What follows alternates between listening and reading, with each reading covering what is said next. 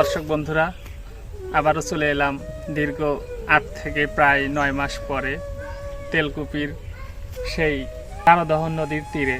তো দেখতে পাচ্ছেন বন্ধুরা, অনেক সুন্দর এবং মনোরম দৃশ্য এই তেলকুপি গ্রামের। এর আগে যে প্রথম ভিডিওটা করেছিলাম সেই ভিডিওতে আপনারা অনেক সাড়া দিয়েছেন, সেই ভিডিওটি অনেক দর্শক দেখেছেন, অনেকেই নেতিবাচক কমেন্ট করেছেন যে এই গ্রামটি আসলে অনেক সুন্দর। তো বন্ধুরা, সেই আলোকে আবারও এই তেলকুপি গ্রামের সুন্দর মুহূর্তের ভিডিওগুলো ধারণ করে আজকে আপনাদের দেখানোর চেষ্টা করব। তো বন্ধুরা, সঙ্গে থাকুন এবং মনোমুগ্ধকর সব দৃশ্যগুলো দেখতে থাকুন।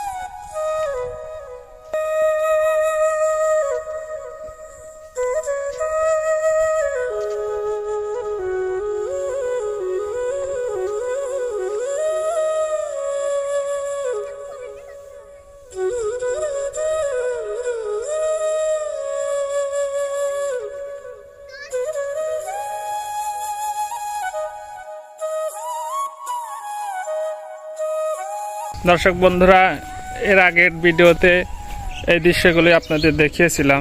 তো আজকে পুনরায় সেই জায়গাতেই চলে যাচ্ছে, আপনাদের পুরো সেই আগের ভিডিওর দৃশ্যগুলি আবার ক্যাপচারিং করে দেখাবো। তখন কি অবস্থা ছিল আর এখন কি অবস্থা দেখতেই পাচ্ছেন।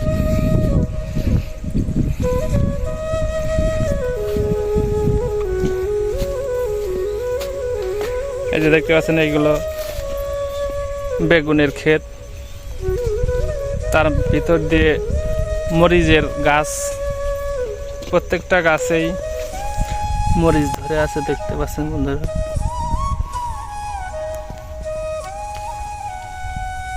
কালো মরিচ।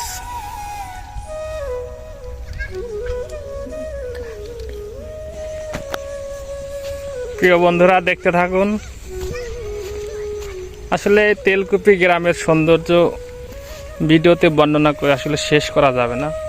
তো এই যে একই সাথে দেখতে পাচ্ছেন পেঁয়াজের ক্ষেত, সাথে আবার আলু লাগিয়েছে।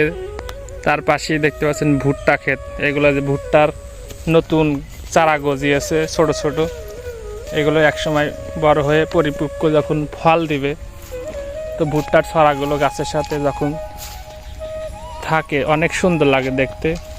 আর এই সেই হচ্ছে বেগুনের ক্ষেত, পাশাপাশি মরিচ, একসাথে দুইটা আবাদ করেছে এই তেলকুপি গ্রামের কৃষক ভাইয়েরা।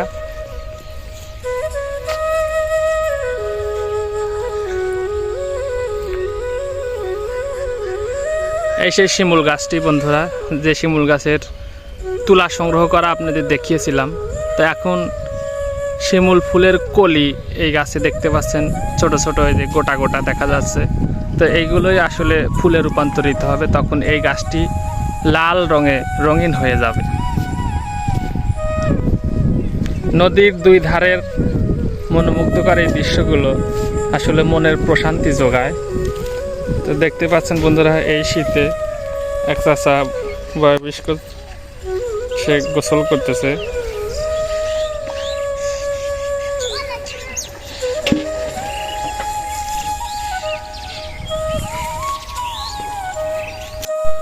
নদীর পাড়ের বড়ই গাছ থেকে এই কিশোরদের বড়ই সংগ্রহে একটি ছোটোবেলার স্মৃতি মনে পড়ে যায়। একটা সময় হয়তো আমিও এরকমভাবেই বড়ই কুড়িয়ে খেতাম। তো এই বড়ইগুলো দেশি বড়ই, অনেক মিষ্টি ও টক। তো যাই হোক বন্ধুরা, এই ছোট কিশোরদের এই বড়ই কুড়ানোর দৃশ্যই মনে করে দেয় আমাদেরও শৈশব, মনে হয় এরকমই ছিল।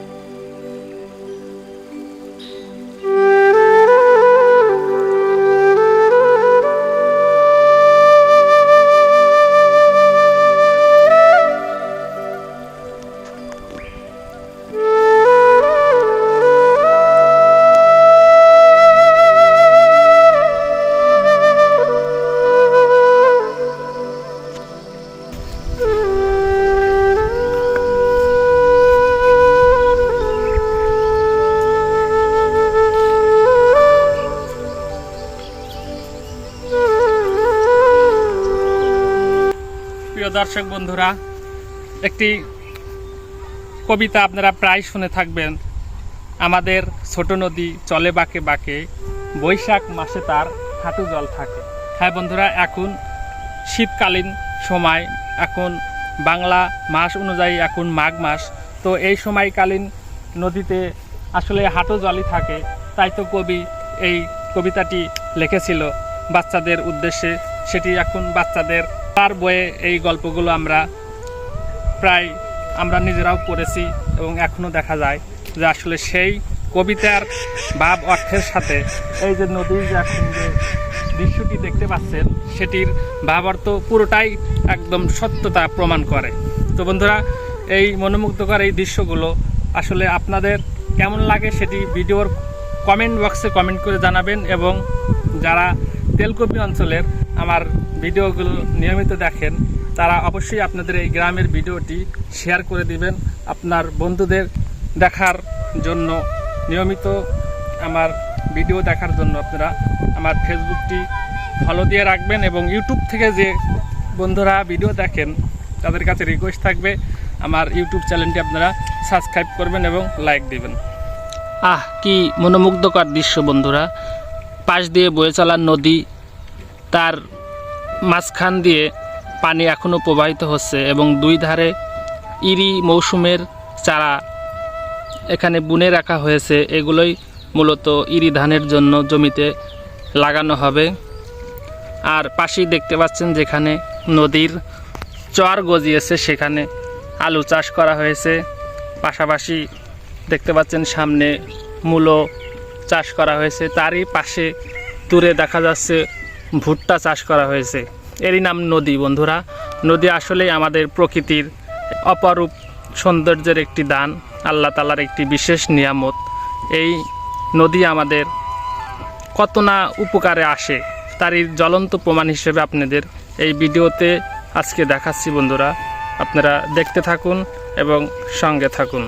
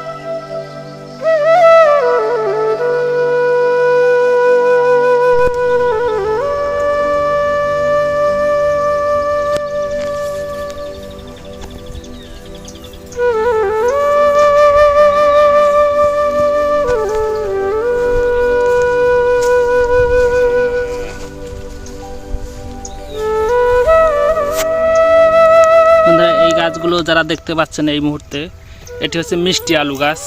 আসলে এগুলো নদীর চর যে জায়গায় দিয়ে থাকে সেখান দিয়ে আসলে এর ফলন ভালো হয়।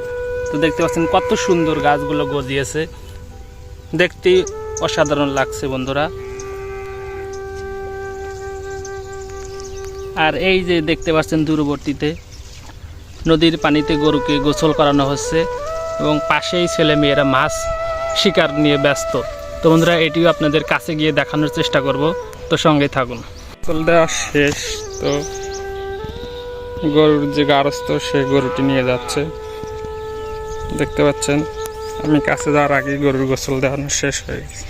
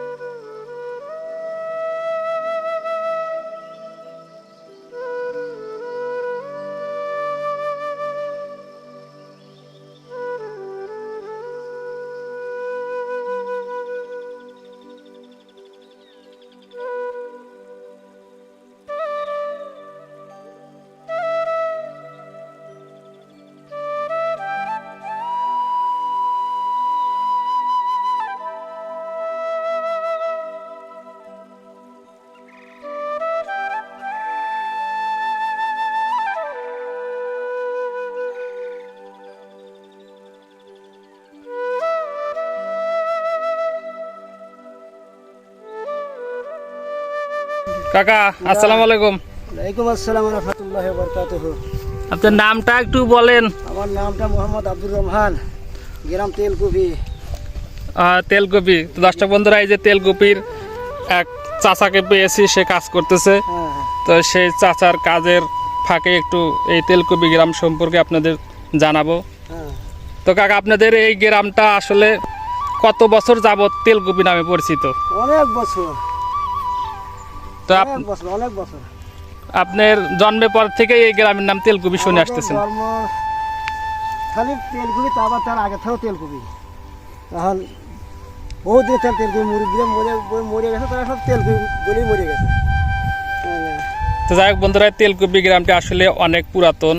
এই নামটির অনেক ঐতিহ্য আছে। আপনাদের এর আগে আরেকটি ভিডিওতে আপনাদের আমি দেখিয়েছিলাম এই তেলকুপি গ্রামের অনেক সৌন্দর্য এবং অনেক সুন্দর সুন্দর কিছু দৃশ্য।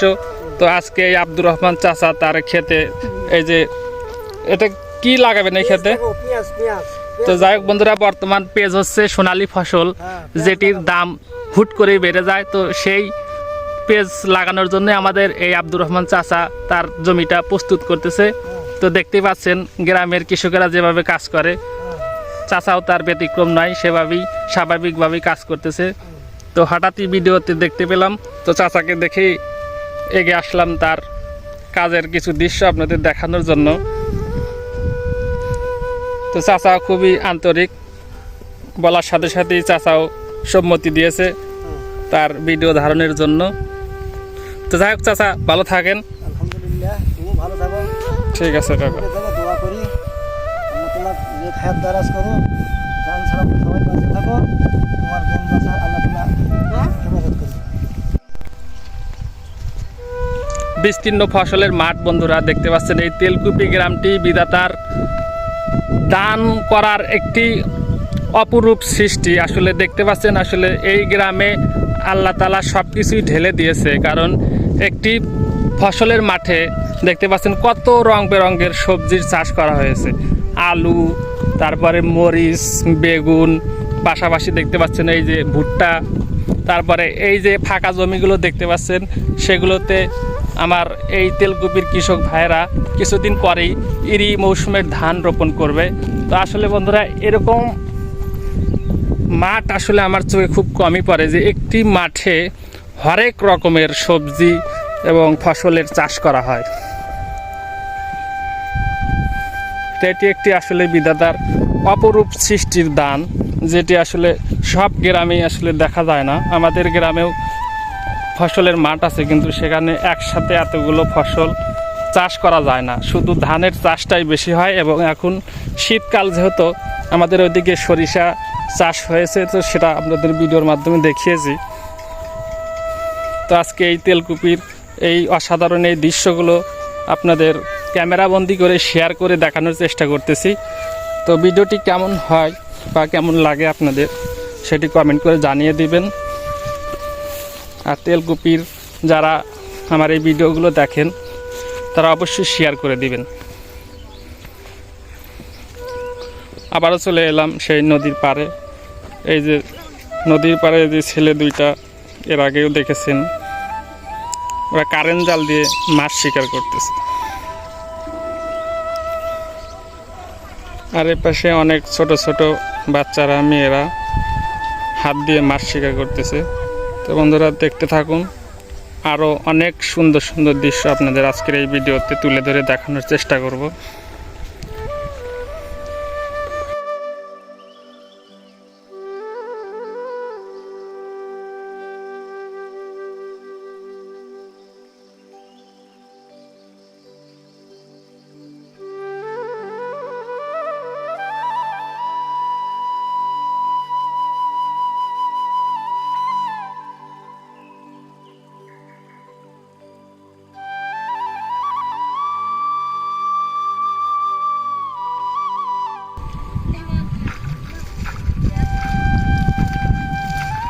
এগুলো তো পেঁচ লাগিয়েছে, সেই পেঁচ খেতে এখন পানি দিচ্ছে। নদী থেকেই পানি নিয়ে নদীর ধারে লাগানো পেঁচ খেতে পানি দেওয়া হচ্ছে। তো আসলে বন্ধুরা, এই অপরূপ দৃশ্যগুলো আমাকে মুগ্ধ করেছে।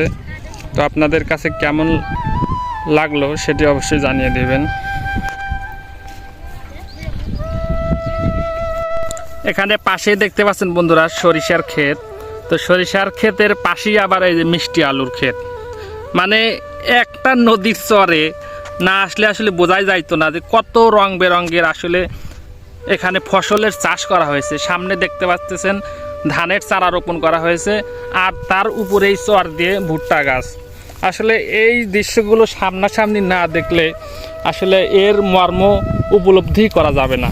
আবার পাশেই দেখতে পাচ্ছেন মাছ ধরার একটি এই যে শিকারি যন্ত্র, এটাকে আমাদের এলাকার ভাষায় বলা হয় খরা।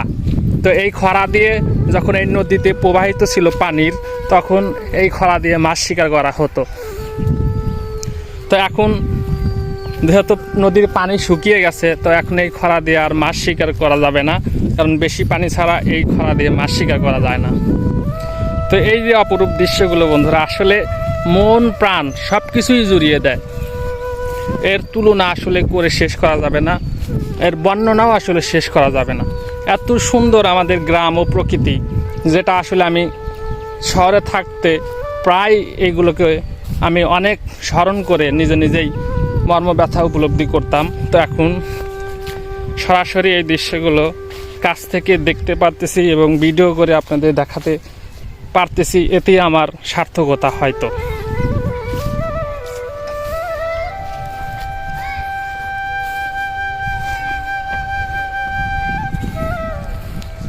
বন্ধুরা আরও কিছু দৃশ্য সামনে গিয়ে আপনাদের দেখানোর চেষ্টা করব। সেটি হচ্ছে এই যে দেখতে পাচ্ছেন ধানের চারা, আমাদের এলাকায় বলা হয় ধানের বেসন। তো এই বেসনগুলো এই যে নদীর চর দিয়ে এই যে কৃষক ভাইয়েরা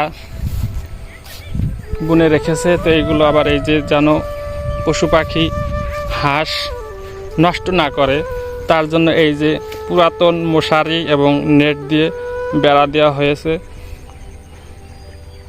তো তার পাশে এই যে নদীর মাঝখান দিয়ে যে জালগুলো দেখতে পাচ্ছেন এটিকে বলা হয় উড়ানি, মানে ছোট ছোট মাছ এই বাঁশের যে চাটাইগুলো দেওয়া আছে সেটাতে ধাক্কা খেয়ে লাফিয়ে যখন পার হওয়ার চেষ্টা করবে তখনই উপরে এসে এই নেটের ভিতরে পড়বে এবং তখন আমাদের যে জেলে ভাইয়েরা বা এই এলাকার যারা এগুলো দিয়ে রেখেছে তারা সেই মাছগুলো সংগ্রহ করবে। আর এই যে দেখতে পাচ্ছেন নতুন করে পেঁয়াজের চারা এখানে রোপণ করা হয়েছে। সেই চারাতে আমাদের কৃষক ভাইয়েরা ও তাদের গৃহিণী সহযোগিতা করে নদী থেকে পানি সংগ্রহ করে এই পেঁয়াজের চারাগুলোতে পানি দেওয়া হচ্ছে। তো এই পেঁয়াজের চারাগুলোই পরিপক্ক হয়ে একদম ম্যাচুইড যখন হবে তখন এইগুলো পেঁয়াজ আকারে রূপান্তরিত হবে। আসলে আমাদের কৃষক ভাইয়েরা অনেক কষ্ট করে, যে কষ্ট আসলে আমরা যারা বাজারে গিয়ে পেঁয়াজ শাকসবজি ক্রয় করি তারা আসলে এই কৃষক ভাইদের শ্রমের যে মূল্য সেটা দিতে পারি না। আসলে এই শ্রমের মূল্য আসলে টাকা দিয়েও আসলে কেনা যাবে না। তারা প্রচুর হাড় ভাঙা পরিশ্রম করে, তাদের পরিশ্রম করে বিধায় আমরা আরাম আয়েসে শহরে থেকে আমরা নিত্য প্রয়োজনীয় যে ফসলগুলো সেগুলো আমরা সহজেই ক্রয় করতে পারি।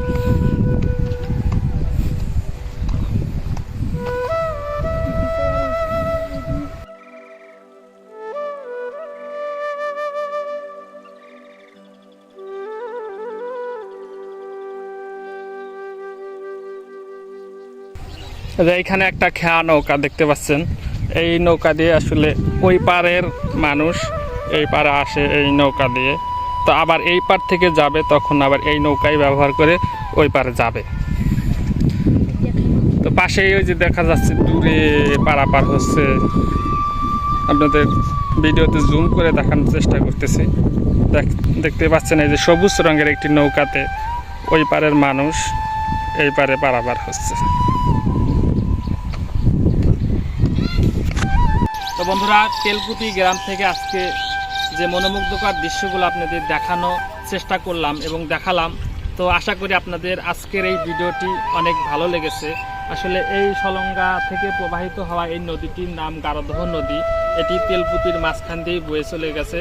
তো যাই হোক বন্ধুরা, এই নদীর তীরবর্তী অঞ্চল এবং এর চর যে ফসলগুলো আমাদের এই এলাকার কৃষক ভাইয়েরা যেগুলো ফলিয়েছে সেগুলোই আপনাদের আজকের এই ভিডিওতে মূলত দেখানোর চেষ্টা করলাম। তো যাই হোক বন্ধুরা, সবাই ভালো থাকবেন, এরকম ভিডিওতে আবার দেখা হবে। তো সেই পর্যন্ত সকলের সুস্বাস্থ্য কামনা করে আমি মেহেদী হাসান টুটুল আজকের মতো এখানেই বিদায় নিচ্ছি। তো সবাই ভালো থাকবেন, আল্লাহ হাফেজ।